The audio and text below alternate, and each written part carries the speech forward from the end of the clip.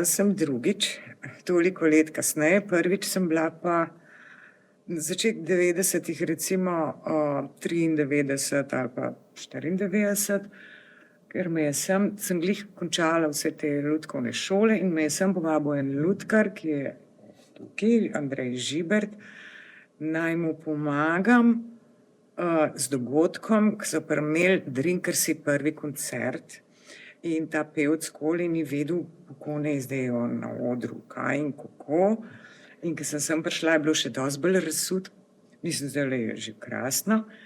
In se spomnim, da sem njemu dajala napotke, kako imel je tremo, kako z mikrofon, pa ti njega tako, pa okrog, pa to.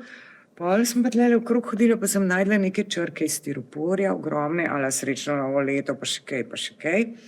In smo zlezli ene trije gor, tlele po oni lojtri in smo črke The Drinkers tako obešali na nitke in smo jih med koncertom dol eno po eno tako dol spuščali.